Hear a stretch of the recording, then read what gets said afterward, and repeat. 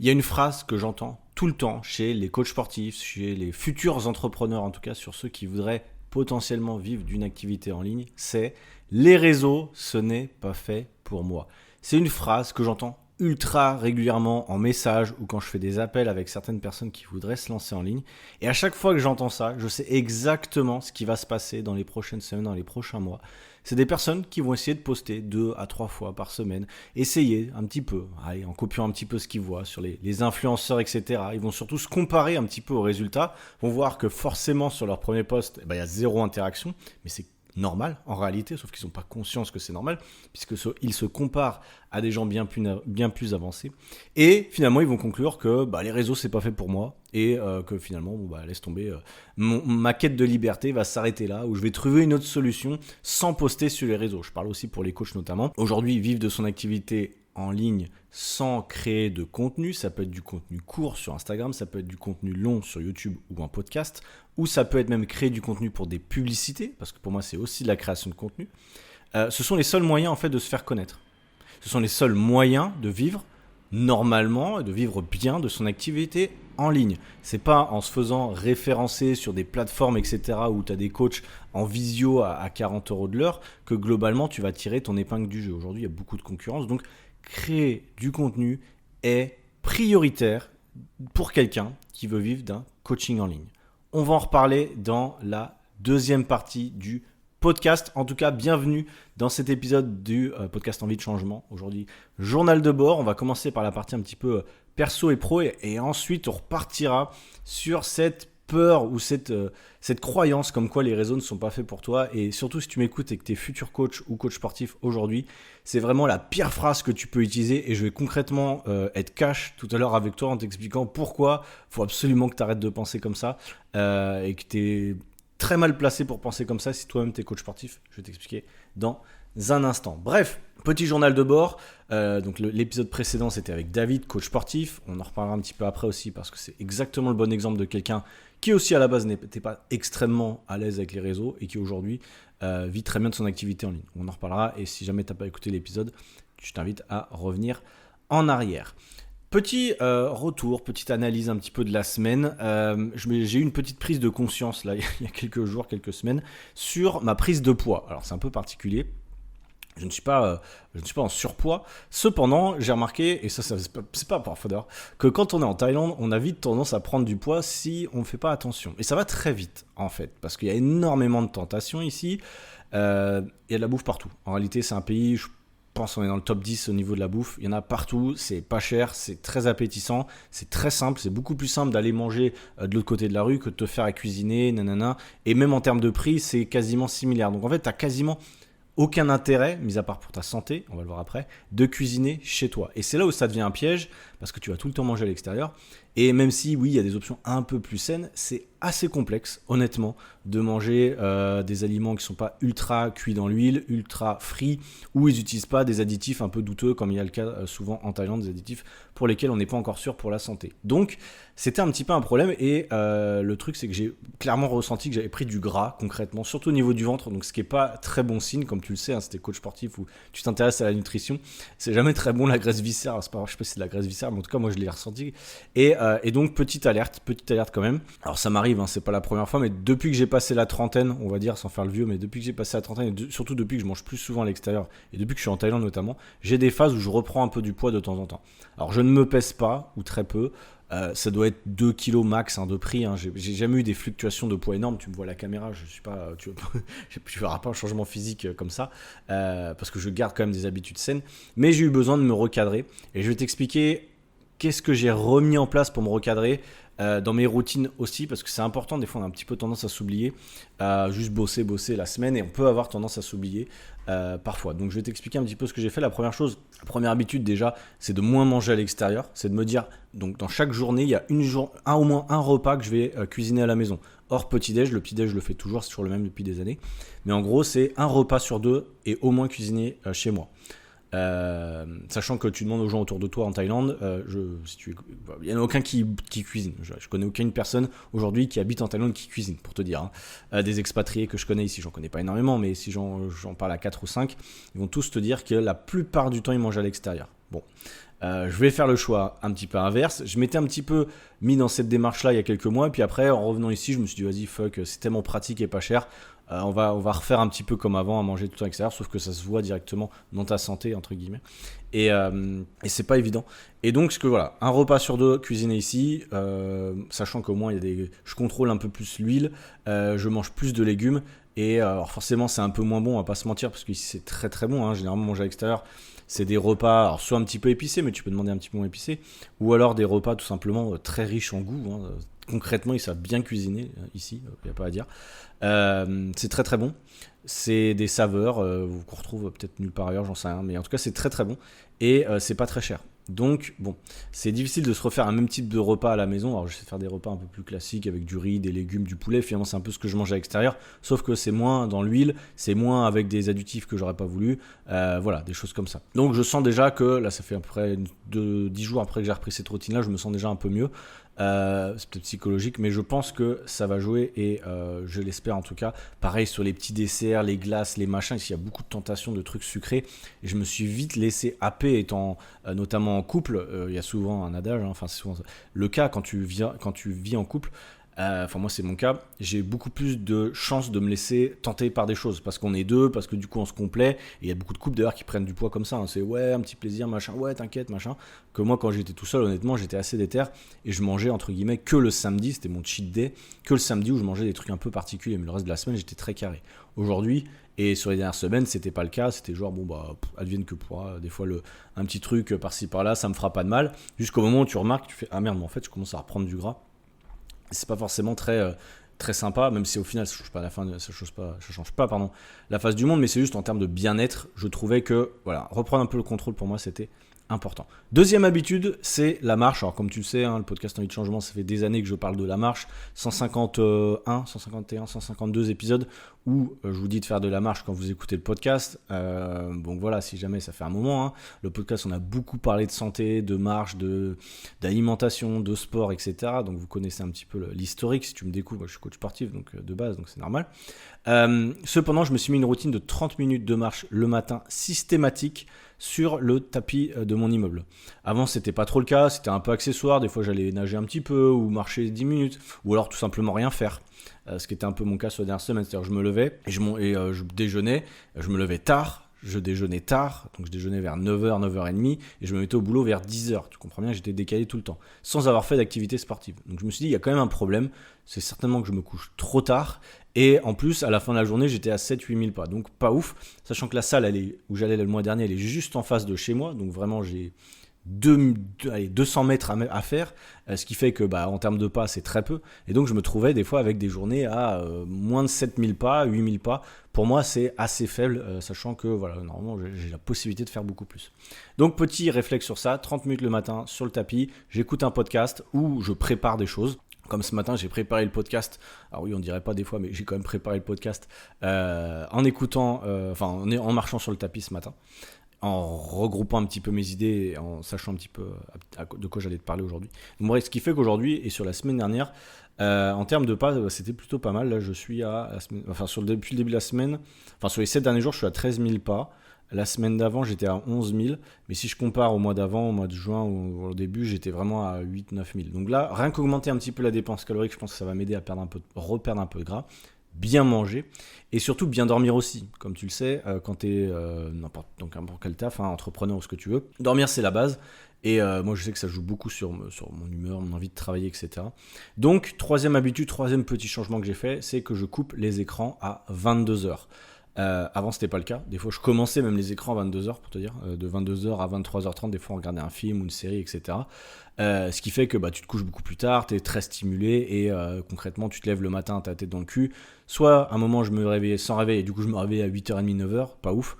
Ou alors je me réveillais avec un réveil à 7h30, 7h45, mais du coup j'ai la tête dans le cul. Donc du coup c'était un peu compliqué, le cul entre deux chaises. Je me suis dit on va trouver une solution pour essayer de se coucher plus tôt, c'est de lire. Et depuis que j'ai pris cette routine de lire, honnêtement, c'est la première fois, je pense, que je lis autant le soir. C'est vraiment un kiff. Pour le coup, c'est vraiment un moment que j'attends dans ma journée, c'est de lire le soir, ce qui est bizarre pour moi. Parce que j'ai jamais été un grand lecteur. À la base, j'ai lu des livres, et tu l'auras peut-être vu, Parce qu'entre-temps, j'ai fait un post sur Instagram où je vous parlais des 5 livres que je recommandais pour les entrepreneurs et coachs en ligne. Donc si jamais tu veux voir le post, tu vas sur mon Instagram, Clément Bled. Et d'ailleurs, je te ferai, je pense, un épisode de podcast où je parlerai des bouquins un peu plus en profondeur. J'aime bien de temps en temps.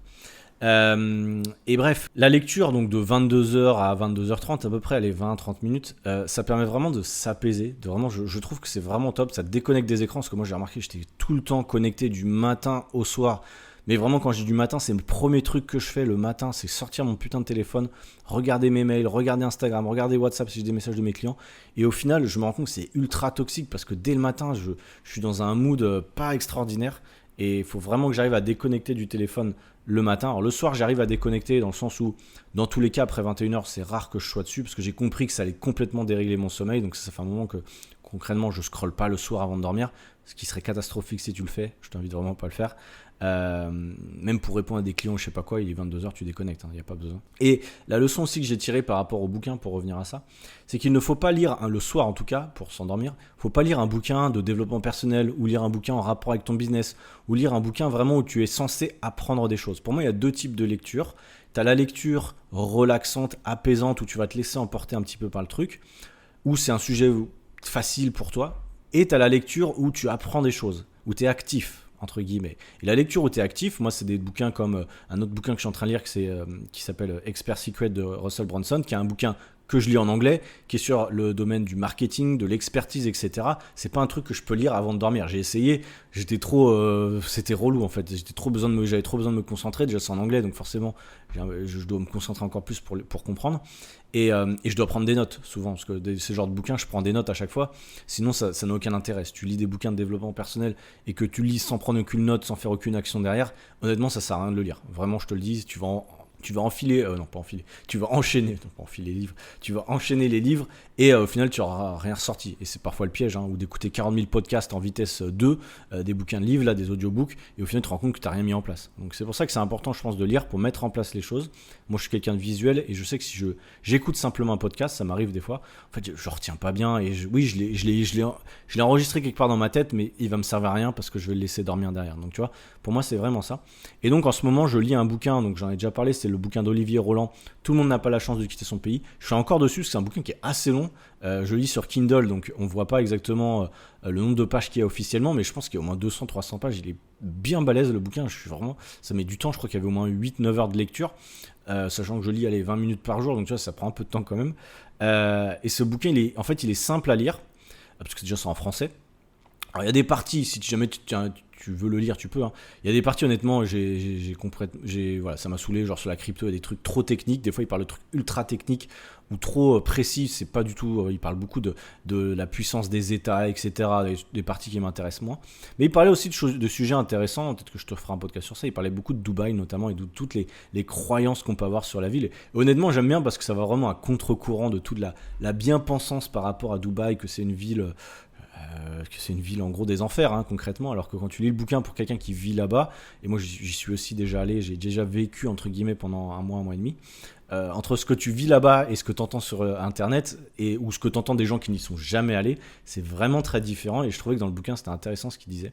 Alors évidemment il dit pas que c'est parfait là-bas, mais voilà, bref, il y a des sujets intéressants. Il parle beaucoup d'expatriation, d'être libre, concrètement c'est aussi dans mes valeurs, c'est le pionnier, un des pionniers, Olivier Roland, de la liberté en France. Globalement c'est un des entrepreneurs qui s'est expatrié rapidement, qui a mis sa boîte un peu partout, qui t'explique en fait comment il ne faut pas mettre tous tes œufs dans le même panier, au niveau notamment de tes revenus, au niveau de ta résidence fiscale. Ça c'est des choses assez intéressantes quand tu es expatrié, honnêtement, et c'est des questions au début tu te poses pas vraiment, tu sais même pas que tu peux faire ça, et il y a plein de choses intéressantes de comprendre que en fait, en gros, pour te faire la faire courte vite fait, c'est que en fait, il explique que le pays dans lequel t'es né, c'est le pays concrètement qu'il faut quitter le plus rapidement possible, parce que c'est le pays qui te entre guillemets, qui te tient pour acquis. En fait, c'est un pays qui tient pour acquis. Du coup, en fait, dans ce pays-là, tu vas juste payer des impôts, mais il va rien te donner en retour.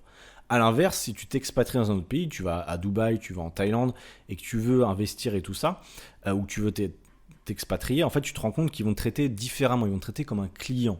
C'est-à-dire qu'ils vont vraiment t'attirer avec des offres d'imposition plus intéressantes, avec des offres de services intéressantes, etc. Mais ça, on s'en rend pas compte. Quand tu n'as jamais voyagé et tu es toujours resté en France, tu crois que c'est le meilleur système. Je sais bien, les Français, ils pensent toujours que la sécurité sociale, c'est incroyable en France. Moi, personnellement, je suis désolé, ça ne m'a rien changé, mis à part de me faire payer énormément. Bref.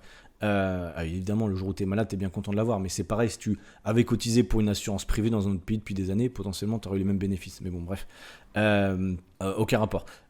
En gros, il explique vraiment que... Enfin bref, je vais pas te faire tout le résumé du bouquin, je pense que c'est assez long et complexe. Si un jour, j'essaierai peut-être de l'inviter dans le podcast, on sait jamais. Mais en tout cas, c'est intéressant.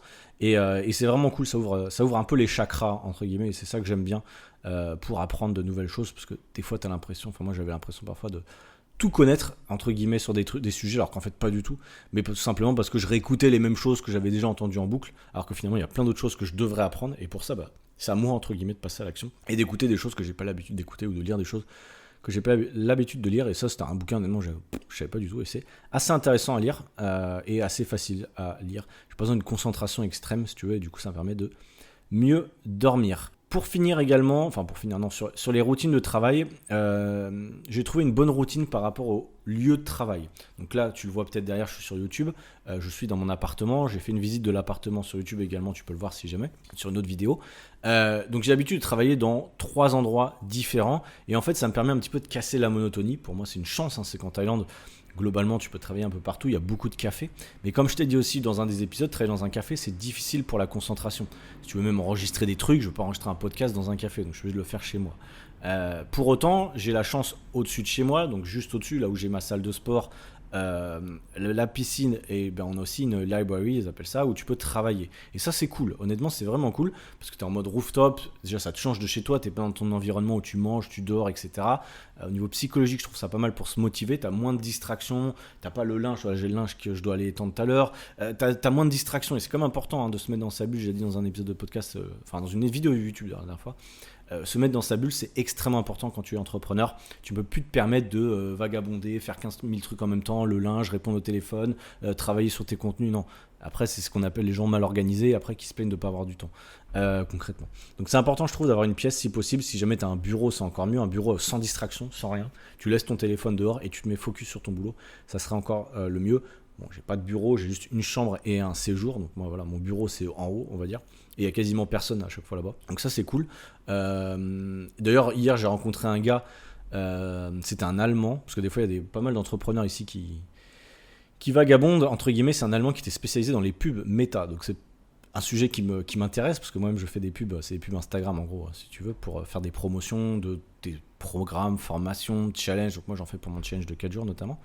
Et on a pu échanger un petit peu avant. Et ça, c'est le genre de rencontre, honnêtement, en France, j'en ferais rarement. Tu vois, il y a peu de chances de tomber sur un mec, comme par hasard, qui est entrepreneur en ligne et qui est dans un sujet qui t'intéresse. C'est pas des rencontres que tu fais. Tandis que à Chiang Mai ou en Thaïlande ou dans certains hubs, entre guillemets, c'est le genre de rencontre que tu peux faire assez facilement. Ou même si j'allais dans un café, je le fais pas énormément. Je pourrais rencontrer des gens qui ont les mêmes problématiques que moi ou qui pourraient m'aider sur des domaines, etc. Et ça, c'est vrai que c'est plutôt intéressant. Donc bref, lieu de travail, la maison, le rooftop en haut, ou certaines fois je vais une fois par semaine, je pense que je vais aller au café. Je suis allé au café qui s'appelle Loche, c'est un café à côté de chez moi. J'ai fait une story aussi. C'est un café qui est un peu à l'extérieur, il y a une piscine, il y a des grands arbres, ça fait un peu la forêt, j'aime bien. C'est assez calme. Et en plus, il n'y a personne en ce moment, comme c'est la low season, la saison basse, il n'y a vraiment personne. Même en haut, quand je vais bosser en haut, faire mon sport ou me baigner, il n'y a jamais personne. J'ai vraiment l'impression que c'est ma piscine, c'est pour ça que je te dis ma piscine, parce qu'il n'y a vraiment personne. Donc ça, c'est vraiment pratique. Mais le contre-coup, c'est qu'il pleut souvent. C'est qu'il pleut souvent en ce moment. Tous les jours, on va se taper des putains d'averses des fois. Mais bon, dans un sens, il fait moins chaud, donc on peut pas se plaindre. Sachant que voilà, quand tu vis en Thaïlande, c'est un peu différent de la France. C'est vrai que la France, tu me dis, t'as un été pourri, il pleut, t'as le seum parce que tu sais qu'au mois de septembre, après c'est mort pendant 6-8 mois, tu vas pas avoir le soleil.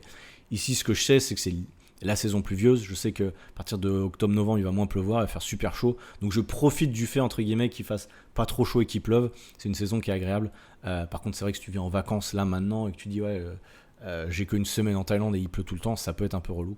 Mais honnêtement, les averses sont assez rapides. Donc si tu viens en Thaïlande au mois de juillet, août, c'est possible. C'est beaucoup moins cher. Honnêtement, les logements, c'est beaucoup moins cher. Je pense que les vols aussi.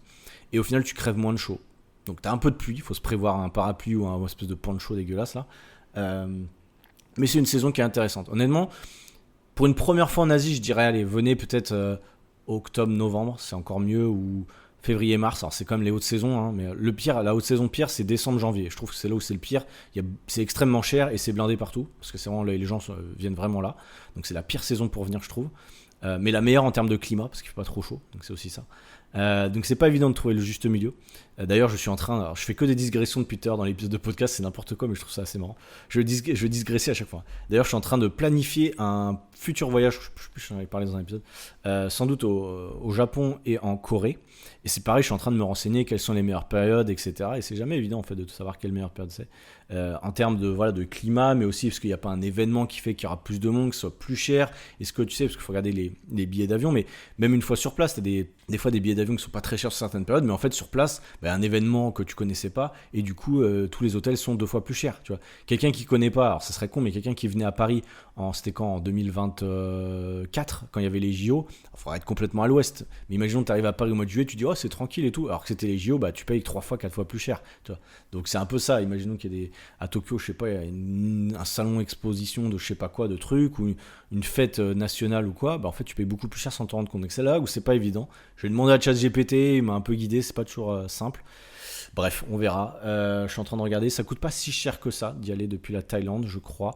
J'ai fait un espèce de trip là où tu fais Chiang Mai, Séoul, Tokyo, Chiang Mai. T'en as pour 300 euros. Donc c'est pas très cher. Je parle du billet aller-retour entre guillemets pour les 3-4, enfin les 2 destinations quoi. Donc c'est pas tant cher que ça. Par contre sur place, une semaine c'est minimum 300 euros je pense pour le logement. Alors tu me diras, toi qui vis en Europe, tu vas me dire que c'est pas très cher. Toi qui vis en Europe, généralement tu sais, une nuit d'hôtel c'est 80-100 balles. Parce qu'en Europe vous faites douiller, concrètement on se fait douiller. Il n'y a pas à dire dans les autres pays d'Asie, même très développés, c'est pas aussi cher que ça les logements. Je pense. Après, tu peux trouver moins cher en France aussi. Ça dépend où, ça dépend quoi. C'est pareil, là, je compare peut-être pas à ce qui est comparable, parce que je regardais des chambres avec des trucs rudimentaires à ce prix-là. Je veux pas en fait, je veux pas investir trop d'argent dans ce voyage-là.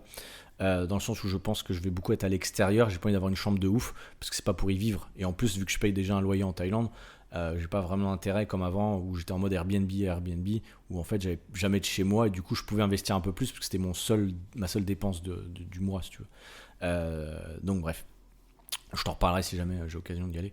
Je suis en train de me renseigner, mais bon, étant donné qu'on n'est pas très loin, et moi c'est quand même un de mes objectifs quand même de visiter ces 2 pays-là, depuis longtemps sur ma liste des pays que j'ai jamais... j'ai une liste que j'ai déjà fait pas mal, je crois que j'ai visité 30 pays, mais il m'en reste encore que j'aimerais visiter. Bref, je t'ai fait une énorme digression, on va passer au sujet central. J'ai perdu les 3 quarts de l'audience, c'est pas grave. Honnêtement, j'ai remarqué un truc d'ailleurs pour conclure sur ça, je vais encore digresser parce que je crois que c'est important. Respecter des cadres, des trames, etc. C'est vrai que c'est important sur des contenus courts. On va pas se mentir, si je faisais des digressions comme ça sur un contenu court, ce serait catastrophique. Si c'est pas structuré, c'est catastrophique. Autant sur un podcast, sachant que je me suis rendu à l'évidence que le podcast, pour moi, c'est un outil plaisir. C'est un outil qui me permet de communiquer avec toi parce que tu me suis généralement depuis un petit moment. Tu vois, c'est pas un outil où en fait je vais acquérir de l'audience avec cet outil-là. Globalement, tu m'as découvert sur Instagram très souvent. C'est pas mon outil d'acquisition premier, le podcast c'est juste pour transmettre des infos, prendre plaisir et voilà, comprendre un petit peu la vision, je pense que c'est plus ça. Et donc je me suis dit, vas-y, tu sais quoi, on va arrêter d'être complètement structuré, c'est pas une vidéo YouTube. S'ils sont pas contents, ils quittent, et c'est le cas, il y en a plein qui quittent, parce que souvent ils sont pas intéressés. J'ai déjà reçu des commentaires, d'ailleurs c'est assez rigolo les commentaires que tu reçois sur un podcast des fois. Déjà tu reçois rarement des commentaires, et quand tu reçois des commentaires c'est « ouais c'est trop long, j'ai rien appris ». Tu regardes, mon dernier commentaire c'était ça, « c'est trop long, j'ai rien appris ». Donc ça fait toujours plaisir quand tu sais que le contenu est gratuit, etc. et que tu essaies quand même de donner de la valeur. Mais bon, ça, c'est aussi la tendance des réseaux depuis quelques mois, années, je dirais. C'est assez ingrat, je trouve. Alors, l'autre fois, je regardais des anciens posts à mots, j'avais énormément d'interactions. Des fois, ça me met... vous avez posté ça il y a 4 ans, ou il y a 3 ans, 2 ans, etc. Les interactions, c'était incroyable. J'avais des dizaines, des centaines de commentaires, des milliers de likes. Sans exagérer, des milliers de likes. C'est assez insane. Et les gens étaient là toujours, ouais merci pour l'info, trop bien, je vais mettre ça en place, machin. Maintenant les commentaires, c'est catastrophique, tout le monde ghost en fait, il n'y a plus beaucoup d'interactions comme avant. J'ai l'impression que les gens sont blasés des réseaux sociaux. Et en fait c'est normal d'avoir du contenu pour eux, il n'y a aucun remerciement, pour eux c'est normal. Et si tu fais pas ce qui leur plaît, entre guillemets, ils seraient capables de critiquer négativement. Mais il y a rarement des encouragements en fait, beaucoup moins d'encouragements qu'avant. Alors je sais pas si c'est peut-être ma vision, parce que ça fait longtemps que je suis sur les réseaux, les gens du coup je pense qu'ils sont blasés aussi peut-être par moi, ils ont plus envie de m'encourager comme au début, j'en sais rien. Mais c'est vrai que moi je me souviens quand je me suis lancé, vraiment il y avait beaucoup d'engagement, d'encouragement, c'était vraiment cool, tu vois. Et maintenant c'est vraiment... maintenant, comment te dire, je vis plus sur ça, c'est-à-dire que j'ai plus besoin d'encouragement spécialement, mais c'est un constat que je fais pour notamment quelqu'un qui se lancerait. C'est plus difficile, vraiment, parce que les gens prennent les réseaux sociaux pour acquis. Et je trouve ça dommage, notamment les coachs sportifs, si tu m'écoutes. Je vais être transparent avec toi et assez cash. Je trouve que les coachs sportifs, et là on va concrètement rentrer dans le truc, sont assez ingrats, ou je sais pas comment on pourrait dire ça, mais en fait ils sont tout le temps en quête et c'est aussi une question d'ego, je pense pour beaucoup de coachs et entrepreneurs, c'est qu'ils n'osent pas, d'ailleurs on va en parler, se montrer sur les réseaux, parce qu'ils ont peur de faire un flop. Voilà, j'ai aussi des élèves, c'est le cas. Concrètement, je le ressens. Ils ont peur de flopper, peur de ne pas avoir de retour, peur que leur image de coach, d'homme fort ou de femme forte soit un peu égratignée parce qu'il n'y aurait pas de retour sur les réseaux. Voilà, concrètement, soyons cash. Et donc, ils se plaignent souvent de ne pas avoir d'engagement. Sauf que c'est aussi les derniers à engager avec les autres. Moi, je vois plein de coachs qui me suivent sur Instagram, vraiment. Ce sont des followers discrets. Et très discrets, hein. Mais le jour où je vais proposer un truc gratuit, là ils vont répondre. Mais alors pour faire donner des feedbacks, encourager ou quoi, il n'y a personne. Les coachs c'est vraiment, c'est peut-être pas tous, mais vraiment je trouve que c'est assez des bâtards concrètement. Parce qu'en fait ils utilisent, et moi je suis un peu comme ça aussi, c'est-à-dire qu'on utilise les réseaux sociaux comme vitrine, mais on essaie d'être pas trop consommateur. Du coup c'est assez complexe parce que du coup moi je crée du contenu pour les coachs, donc je vois qu'ils regardent, je le vois bien qu'ils regardent. Mais par contre ils n'engagent pas trop pour pas montrer qui regardent en fait si tu veux. Et c'est là où c'est un peu complexe, c'est des abonnés un peu fantômes mais je sais qu'ils regardent. Et c'est pareil pour toi quand tu crées du contenu, j'avais une vidéo sur ça il y a peu de temps, ça veut pas dire que les gens qui n'engagent pas, ne sont pas intéressés, ne vont pas venir vers toi en fait. Moi je vois plein de mecs honnêtement que j'ai même en appel qui me disent ouais j'écoute tes podcasts, trop bien machin truc, ils me le disent en facecam, enfin en téléphone, mais ils m'ont jamais mis un commentaire, ils m'ont jamais envoyé un message, je savais même pas qu'ils écoutaient tu vois. Jusqu'au jour où j'ai appris que t'écoutes mes trucs, ça fait plaisir tu vois. Et faut pas hésiter, vraiment je pense si vous avez un créateur que vous aimez bien ou quoi, à transmettre un petit peu votre bienveillance, vos retours positifs. Et je pense que ça fera alors, j'essaie de le faire, c'est pas évident. Mais on se rend compte toujours on a l'impression que le créateur, il doit avoir 15 000 messages, il en a rien à foutre. En fait, non, en vrai, ça fait toujours plaisir, je trouve, d'avoir des retours positifs sur son travail. Surtout que c'est du travail gratuit, entre guillemets, qui en fait n'est pas gratuit parce que tu comprends bien que tous les podcasts, les contenus que je fais depuis des années, c'est ce qui me sert à en vivre. Globalement, c'est mes clients en fait qui payent entre guillemets le podcast indirectement, enfin qui me payent mon travail en fait, tu as bien compris. Personne ne travaille gratuitement, personne ne fait de podcast gratuitement. Il y a toujours un intérêt pour quelqu'un. Ne soyons pas naïfs quand même. Et c'est tout pareil pour la création de contenu d'ailleurs. Bref. Revenons sur notre sujet central, là où il nous reste quelques minutes. Pour moi, à chaque fois que tu te dis, parce que j'ai eu pas mal de messages que j'engage avec des débutants, entre guillemets, entrepreneurs, des débutants coachs, là, pas mal en ce moment, et il y a un truc qui revient très souvent, ils me disent toujours, les réseaux, c'est pas pour moi. Et en fait, il faut comprendre un truc, et là, je vais te faire un parallèle très simple. Je pense que si t'es coach, t'as déjà entendu ça. Des clients qui te disent, ou qui t'ont déjà dit, le sport, c'est pas pour moi. Ou alors, le régime ou bien manger, c'est pas pour moi. Ou alors, moi, j'ai eu les phrases de « je suis une bonne vivante, du coup, pour moi, l'alimentation, machin. » Donc, je suis une bonne vivante, le sport, c'est pas pour moi, ou les réseaux, c'est pas pour moi. Pour moi, ça, c'est 3 énormes conneries que, concrètement, c'est un gros red flag, pour moi, je vais te le dire, c'est un gros red flag sur des gens qui n'ont pas confiance en eux et qui s'auto-sabotent avant même d'avoir commencé. Donc si tu es coach sportif et que tu entends des fois ces phrases-là et que toi-même ça te révolte, tu te dis mais attends, le sport n'est pas fait pour toi. Évidemment, si tu n'as pas essayé, si tu as mal commencé, toi-même peut-être sur ton parcours, tu le sais bien. Moi honnêtement, il y a quelques années, je pensais vraiment que le sport, même faire de la muscu, c'était pas pour moi. La première fois que j'ai soulevé une haltère, je pense que je dois avoir 20 ans. Et la première fois que je me suis vraiment mis à ça, je dois avoir 26 ans. Il y en a qui commencent beaucoup plus tard. Je suis devenu coach à 30 ans. Donc si tu veux, pour moi, c'est pas concevable. En réalité, de se dire quelque chose n'est pas fait pour toi. Vraiment. Et c'est pareil pour les coachs. Et c'est pour ça que les coachs, c'est quand même des gens qui disent des choses mais qui n'appliquent pas pour eux. C'est-à-dire qu'ils disent toujours « fais ci, fais-toi accompagner, mais si tu vas y arriver ». Et puis eux, ils prennent pas de coach pour faire du contenu sur les réseaux. Ils pensent qu'ils peuvent, et j'en ai eu encore là, qui vont lancer des applis, lancer des coachings sans créer de contenu. Ou j'en ai qui me disent « j'ai pas le temps de créer du contenu ». Du coup, je dis, comment tu vas faire pour vivre de ton activité ? Je sais pas. Bon, ok, d'accord, tu vois. Et en fait, concrètement, c'est un petit coup de gueule aussi. C'est un moment, remettez-vous en question. Appliquez ce que vous dites aussi à vos clients. Concrètement, les gars, faut vraiment se sortir un peu de ce mindset de victime ou d'identification de ce n'est pas pour moi. En fait, il faut vraiment comprendre que les réseaux, c'est pour tout le monde. Concrètement, il y a tout type de contenu. C'est parce que Souvent, on pense qu'il faut faire tel type de contenu pour réussir, peut-être se montrer son corps, faire des blagues, être à l'aise, machin. Non, en réalité, si tu n'as jamais essayé, tu peux pas savoir, c'est normal. En fait, tu es en train d'apprendre à être à l'aise. Moi, les premières fois que j'ai créé du contenu en story, j'étais dégueulasse, j'ai déjà dit plein de fois. J'étais pas du tout à l'aise, j'ai mis 3 mois avant de me poster une story sur Instagram. Avant, je faisais que des infographies. J'étais un no-face, tu vois, on savait pas qui j'étais, vraiment. Et à l'époque, j'ai quand même réussi à monter peut-être à 2000 abonnés sans montrer mon visage. Alors je te dis pas que c'est le mieux, parce qu'au bout d'un moment, évidemment, il faut se mettre un peu en avant. Tu vois, aujourd'hui, je fais des podcasts avec toi. Mais je pense réellement que c'est important. Et remplace un petit peu le truc de c'est pas pour moi par je suis en train d'apprendre à être à l'aise avec ça. Je suis en train d'apprendre à être à l'aise avec les réseaux sociaux.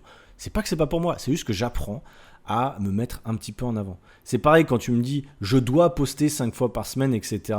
Forcément, si tu vois ça comme une contrainte, ça va te saouler, tu vas pas devenir créateur de contenu sur le long terme. Pour autant, si tu changes ton mindset et tu te dis ok, aujourd'hui avec le contenu que je vais créer, je vais aider X personnes, donc 10 personnes de ma niche, de ma cible, avec ce contenu. En fait, il faut vraiment arrêter de prendre les réseaux sociaux juste pour un algorithme, des likes et des commentaires. C'est aussi aider des vraies personnes. Qui n'a pas envie de créer des choses pour aider les autres en fait ? Moi je comprends pas. Créer du contenu c'est quelque chose d'extraordinaire et c'est fait pour tout le monde. Tu peux créer du contenu écrit, tu peux créer du contenu oral, tu peux créer du contenu vidéo, tu peux créer ce que tu veux. Aujourd'hui avec l'IA c'est ultra facile, donc il n'y a aucune excuse et ça prend pas énormément de temps. J'ai déjà dit dans un épisode et je vais pas me répéter sur les réels trendy notamment où tu peux te mettre en avant avec des vidéos b-roll où tu n'as pas besoin de parler spécialement, tu mets juste un texte et rien qu'avec ça tu peux construire une audience. J'ai une élève, elle a construit une audience de 30 000 personnes. Aujourd'hui, elle a des super résultats alors qu'elle a quasiment aucun réel où elle parle. Vraiment, elle a que des réels comme ça. Elle fait des stories où elle montre son quotidien, elle montre les résultats de ses clients, etc. Et elle arrive à générer plus de 7 à 8 000 euros par mois avec son coaching. Ok ? Donc, il faut arrêter de croire qu'il faut se transformer en putain d'influenceur pour réussir. Non, ce qu'il faut, c'est se lancer tout de suite. À un moment où tu écoutes ce podcast, il faut se lancer parce que moi, je vois énormément de gens qui sont là dans la période de procrastination où ça fait 3 semaines qu'ils me disent qu'ils vont se lancer, ils ne se lancent pas. Donc si tu écoutes ce podcast, lance-toi, crée quelque chose dès aujourd'hui. Si tu as besoin d'un coup de main, bah, tu m'appelles, mais arrête de rester dans ta putain de zone de confort et à un moment, lance-toi, ok ? Parce que c'est vraiment pénible en fait, concrètement, hein, c'est pénible les gens qui se cachent derrière cette identité. C'est pareil, tu sais. Moi, j'ai fait du contenu pour les introvertis. Et souvent, on se dit, bah, comme je suis introverti, je vais pas faire ci, je vais pas faire ça, machin, c'est mon identité, nanana. Oui, d'accord, je suis d'accord avec toi. Mais à un moment, si tu n'essayes pas, tu peux pas savoir. Et si tu ne sors pas de ta zone de confort, bah, à ce moment-là, tu vas toujours rester la personne introvertie qui n'est pas fait pour les réseaux. Et à ce moment-là, bah, tu restes dans ta vie que tu avais avant et tu ne rêves pas de liberté. Et puis, c'est tout. À un moment, il faut être cash. Je le dis pas tant que ça au téléphone aux gens que j'ai parce que j'essaie d'être un peu plus à l'écoute voilà. Mais là c'est un espèce de moment coup de gueule un petit peu de il faut se réveiller. Si tu as besoin effectivement d'une trame, je dis pas que c'est facile, eh bien tu peux te faire aider, mais concrètement ne reste pas dans la situation de c'est pas fait pour moi. Vraiment je trouve ça très très dommageable parce que tu passes à côté d'une vie complètement différente. Moi, si j'avais pensé ça au démarrage et que je m'étais pas mis un coup de pied au cul, concrètement, je serais pas là devant toi à faire un podcast, j'habiterais certainement pas en Thaïlande et j'aurais un taf de merde que j'avais comme avant, entre 9h et 18h, et j'aurais aucune liberté. J'aurais jamais appris tout ce que j'ai appris sur les dernières années. Bon, bah, je me suis foutu un coup de pied au cul, je me suis montré, j'ai appris à être à l'aise. Je ne me transforme pas non plus sur les réseaux. Tu regardes mes contenus, c'est des contenus que concrètement je sais faire, j'aime faire. Et je vois des fois des contenus de mes concurrents que je me dis ouais ça c'est top, mais moi personnellement je me vois pas le faire, et ben je le fais pas en fait. Je suis pas obligé de toujours faire des trucs putaclic ou quoi. Tu fais ce que tu veux. Donc ça c'est vraiment important. Et tu n'es pas obligé de te transformer pour réussir, c'est ça que je voulais te dire. Du coup, petits exercices pour toi, si t'es encore dans le podcast, si t'as pas décroché après ce coup de gueule là, bah, c'est une bonne chose. Petits exercices, trouve 3 créateurs de contenu qui sont alignés avec ta personnalité. Je suis sûr que tu suis des gens qui sont comme toi globalement. Et je suis sûr que tu vas te rendre compte qu'autour de toi, il n'y a pas que des mecs, c'est souvent les contenus en fait, on dit bah, c'est du Thibaut InShape, c'est de l'entertainment, et machin, truc. En fait non, tu as des mecs très sérieux, des filles très sérieuses, ou qui sont comme toi, qui ont les mêmes valeurs que toi, qui veulent montrer les mêmes choses que toi, qui veulent aider les gens, et qui font du super contenu. Et souvent on se dit bah, que nous on n'est pas capable de le faire. Mais trouve-toi aujourd'hui 3 créateurs de contenu avec la même personnalité que toi, ou en tout cas le type de contenu que tu voudrais faire. D'accord ? Déjà, c'est la première chose pour essayer de prendre un petit peu de la bonne inspiration, pas de l'inspiration simplement de l'algorithme Instagram, de ce qui t'a montré parce que c'est tendance, etc. Non, trouve-toi ton inspiration. Je pense que c'est important. Ensuite, tu vas analyser ce que tu aimes chez eux ou chez elles. Est-ce que c'est le type de contenu? Est-ce que c'est leur angle? Qu'est-ce que c'est les sujets? Est-ce que c'est leur façon de parler? Voilà, il y a plein de choses que tu peux analyser et te dire, bon, bah, moi, je me verrais peut-être faire comme ça. Essaie de te projeter déjà là sur ta future carrière de créateur de contenu. Parce qu'aujourd'hui, si tu veux vivre d'une activité en ligne, encore une fois, tu dois être créateur de contenu par la même occasion. Okay, et ensuite, une fois que tu as analysé ce que tu aimais chez eux ou chez elles, tu vas adapter ce format à ta sauce.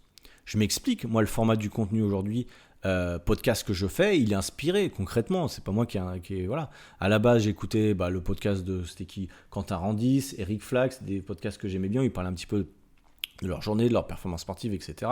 Après, j'ai écouté le podcast de Fitness Smith qui analysait des articles de sport, d'alimentation. Donc, c'est pour ça que j'ai fait aussi des analyses d'articles. Ensuite, j'avais fait des podcasts où j'analysais des bouquins. C'est pareil, ça, c'est des podcasts que j'avais écoutés aussi. Je crois que c'est Antoine BM notamment qui faisait des analyses de bouquins.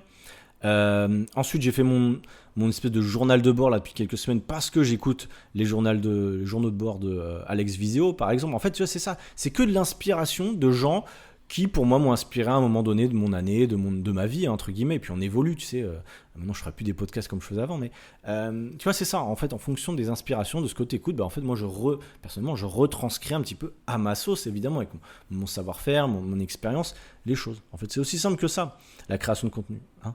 Donc, il n'y a pas de peur en fait à avoir. Je pense que le vrai problème de ceux qui pensent que les réseaux ne sont pas faits pour eux, c'est la peur d'être jugé. Mais en fait, la peur d'être jugé, ça peut se dépasser. On peut passer au-dessus concrètement.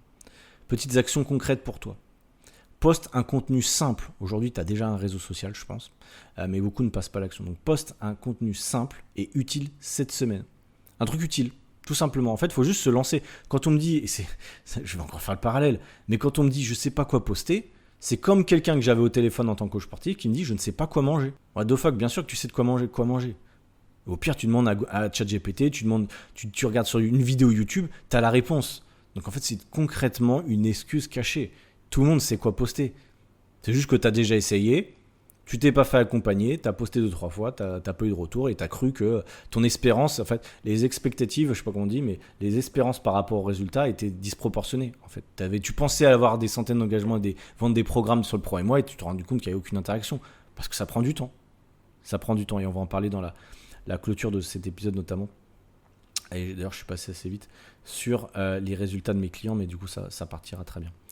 Donc une fois que tu as posté ça, ne le supprime pas. Aussi, je vois beaucoup de gens d'ailleurs qui postent après, mais est-ce que je dois supprimer parce que c'est pas bien, j'ai pas eu de retour. On s'en fout. 0 like, c'est très bien. 0 like, c'est très bien. Même si ça marche pas, laisse-le. Ça fait toujours partie de ta vitrine. Je vois trop de gens qui n'assument pas leur contenu. Moi, je me suis chié plein de fois. J'ai plein de contenus et encore aujourd'hui, après 3-4 ans, qui font des gros flops. Mais j'en ai rien à faire parce que j'ai confiance dans le process. Je sais qu'il y a des gens, encore une fois, qui l'ont vu, qui l'ont lu, mais qui n'ont pas liké. Pourquoi? Alors ça, après, il y a aussi des déclencheurs, etc. Mais il y a des gens, vraiment, ils consomment sans liker un seul truc. Je suis sûr qu'il y a, toi, des fois, des contenus que tu as lus, mais tu n'as même pas eu le réflexe de liker, parce qu'en fait, on a un peu ras le cul de liker. C'est bon, on a liké, machin, depuis des années. Donc, c'est moins tendance, entre guillemets, de liker ou même de partager qu'avant. Bon, c'est pas grave. Mais tu as lu quand même le contenu. Okay, et ça, c'est important. Vraiment, je pense. Et pour conclure cette partie de contenu, je ne pense pas qu'on soit fait ou pas fait pour créer du contenu sur les réseaux. On devient bon en pratiquant. Comme pour le sport, la régularité finit toujours par payer. Donc aujourd'hui, si tu es dans le sport, dans la nutrition, ne sors pas les mêmes putains d'excuses que tes clients. Sinon, tu es une fraude. Concrètement, tu es une putain de fraude et il faut arrêter. Voilà, je te le dis, concrètement, cash, fini. Petit coup de gueule terminé sur ça parce que c'est pas normal. Pour conclure, je vais te faire un parallèle. J'ai plusieurs élèves en ce moment qui ont des très bons résultats. Sur donc l'accompagnement que j'ai créé qui s'appelle les coachs libres. C'est un accompagnement pour les coachs sportifs et nutrition qui sont soit au niveau débutant, soit au niveau intermédiaire. Donc j'ai 50%, j'ai 50% de débutant, 50% d'intermédiaire. Intermédiaire, c'est déjà quelqu'un qui fait qui sert déjà plus de 2-3 000 euros de chiffre d'affaires avec son activité en ligne. Ça, c'est un intermédiaire pour moi. Et l'idée, c'est d'augmenter leurs revenus avec eux ou d'améliorer leur organisation, leur mode de vie, etc. C'est un peu ça l'idée. Bref, sur la partie débutant, j'ai plusieurs élèves qui étaient au niveau 0 de la création de contenu, qui avaient un compte mais n'avaient rien posté. Je vais te prendre l'exemple d'Hugo, par exemple. Hugo, c'est un élève à moi. J'ai fait un mail que tu auras peut-être vu qui va sortir aujourd'hui d'ailleurs. Hugo qui a été dans un travail qui n'avait rien à voir avec le coaching, qui s'est lancé à se former sur plusieurs aspects du coaching, après plusieurs formations, mais vraiment sur la partie coaching sportif, hein. Pas sur, coaching et nutrition, mais peu, entre guillemets, sur la partie business. Donc forcément, quand il a voulu se lancer en ligne, il a eu besoin d'un coup de main. Donc on a échangé plusieurs fois, on a échangé longtemps, pour une fois. Pour info, ça prend du temps, évidemment, d'avoir confiance en moi et que moi, ensuite, je comprenne exactement où il en est. Bref, on a pas mal échangé l'année dernière au mois de novembre. Ensuite, on a rééchangé plusieurs fois au début de l'année. Il a pris une de mes formations et ensuite, il a rentré dans mon accompagnement, les coachs Léo. Donc, c'est là où il est vraiment passé à la phase supérieure, entre guillemets, à la vitesse supérieure, où il a créé du contenu. Là, maintenant, il crée du contenu quasiment tous les jours. Ça lui prend pas énormément de temps. Et pour autant, ça a mis un peu de temps à décoller. C'est vrai. Mais en fait, comme tous, il y a peu de monde, je ne connais pas d'ailleurs, qui se lance sur les réseaux et d'un coup a des dizaines de milliers d'abonnés. Ça ne peut pas exister, en fait. Sauf si tu as déjà fait du contenu sur un autre compte avant, tu as un background, tu es déjà monteur ou déjà, voilà. Mais si tu pars de zéro, tu as zéro expérience sur les réseaux, ça va te prendre au minimum 3 mois pour construire une petite audience. Voilà, il faut être conscient de ça. Minimum. Donc là, on arrive à 2 mois et demi d'accompagnement avec Hugo. Il partait de zéro. Il avait 50 personnes sur son compte Insta, c'était des potes à lui, concrètement. Ça a mis du temps, mais on a compris exactement ce qu'il aimait faire et les résultats qu'il pouvait avoir avec ce type de contenu. Je m'explique. Au début, Hugo, il voulait pas trop se montrer. Il a dit, pour moi, c'est pas pour moi les réseaux trop hauts. Il m'a sorti un petit peu les excuses. En gros, je sais qu'il écoutera le podcast. Il m'a sorti un petit peu les excuses que je t'ai dit avant, plus ou moins. Qu'il pouvait pas se montrer. Alors, des fois, c'était pas des excuses, c'était parce que son travail, etc. Mais il pouvait pas se montrer, c'est pas pour moi. C'était un peu ça, le discours au démarrage. Aujourd'hui, Hugo, c'est un mec qui va faire des mises en scène, qui va faire des trucs rigolos, qui vraiment est très à l'aise aujourd'hui. Et c'était il y a 4 mois en fait qu'il a commencé, 3-4 mois sur les réseaux. Et en 3-4 mois, le mec est devenu à l'aise. Donc c'est assez extraordinaire, je trouve, à quel point on peut évoluer en partant de les réseaux, c'est moyennement pour moi, je suis pas trop à l'aise. Mais il était déter quand même, attention, je dis pas. Mais il a dû apprendre quand même à se mettre en avant, à créer des choses. Et aujourd'hui, il a des très bons résultats, il a des réels qui ont fait beaucoup de vues, pas mal d'engagement. Et il commence vraiment à se construire une petite audience sympa en partant de zéro. Et c'est là où en fait je trouve que c'est intéressant et c'est un très bon exemple de quelqu'un qui à la base n'était pas fait pour les réseaux spécialement. Et je pense que je me mets vraiment comme lui, j'étais comme lui au démarrage, pas vraiment mon truc. Je consomme des réseaux mais je suis pas extrêmement à l'aise dessus. Et pour autant le mec en faisant, et là je pense que vraiment il est très à l'aise, il est beaucoup plus à l'aise que moi d'ailleurs quand j'ai commencé sur les premiers mois. Et j'ai bien confiance sur le fait qu'il va bien percer dans peu de temps. Peut-être que je l'inviterai dans un épisode de podcast plus tard. Mais en tout cas, voilà, c'est un exemple, et j'en ai d'autres, des exemples d'élèves à moi qui à la base vraiment avec zéro connaissance d'Insta. Voilà, je ne vais pas citer tous les noms des élèves que j'ai, mais j'en ai plusieurs en tête qui vraiment partaient de zéro et qui commencent à vraiment comprendre les codes d'Instagram, à comprendre les codes d'un coach sportif en ligne. Parce que c'est pas uniquement évidemment les réseaux sociaux, je leur explique exactement quel type de contenu faire, mais surtout après comment engager en discussion, des discussions avec les gens, comment vendre ensuite leur programme, etc. C'est tout un package finalement pour devenir libre financièrement, entre guillemets, et avoir ses clients en ligne. Mais voilà, en tout cas, ça c'est un bon exemple et je trouve que je vais en poster d'autres, je pense, des exemples de coachs qui à la base n'étaient pas faits pour les réseaux et ont réussi à atteindre leur objectif. Alors, Hugo est encore dans la construction évidemment de son activité, mais je me fais pas trop de soucis sur le fait que ça devrait fonctionner très rapidement quand même. Et c'était un peu pareil pour David d'ailleurs. Et pour moi, quand on a échangé dans un épisode de podcast, on a parlé un petit peu d'Instagram. C'est pas quelqu'un qui était extrêmement à l'aise, David, sur les réseaux. Il fait des contenus où il se montre rarement, c'est-à-dire qu'il va pas parler facecam tous les jours, concrètement. Et pour autant, il vit très bien de son activité en ligne. Donc vraiment, il y a plein de contre-exemples de gens qui sont plus discrets, que tu vas pas voir popper forcément dans les tendances, qui vont faire des dramas, etc., qui restent eux-mêmes et pour autant qui arrivent à vivre de leur activité en ligne. Voilà. C'est tout ce que je voulais dire sur ce podcast aujourd'hui. Si jamais tu as besoin d'une base pour créer du contenu, pour savoir à qui tu dois t'adresser, comment créer ta niche, etc. Enfin, créer du contenu pour ta niche, avoir un petit calendrier de contenu, n'hésite pas, j'ai mon challenge qui est le challenge pour les coachs sportifs et nutrition. C'est un challenge complètement offert de 4 jours. Je te mets le lien comme dans tous les épisodes dans la description. Tu as également le lien pour réserver ton appel bilan avec moi si tu veux échanger concrètement sur ton activité de coach sportif ou de coach nutrition et que tu veux vivre de ton activité en ligne concrètement. Donc c'est complètement faire, on fera un point complet sur tes objectifs et là où tu veux aller potentiellement avec mon accompagnement ou pas. Bref, on en reparlera. N'hésite pas à ne pas faire la pince comme beaucoup de coachs, mettre un pouce bleu, à mettre 5 étoiles sur Spotify, à mettre un petit commentaire si cet épisode t'a plu. Ne sois pas le consommateur fantôme si jamais. N'hésite pas à me dire si ça te plaît, ça fait toujours plaisir. Et on se dit à la semaine prochaine. Ciao, bye.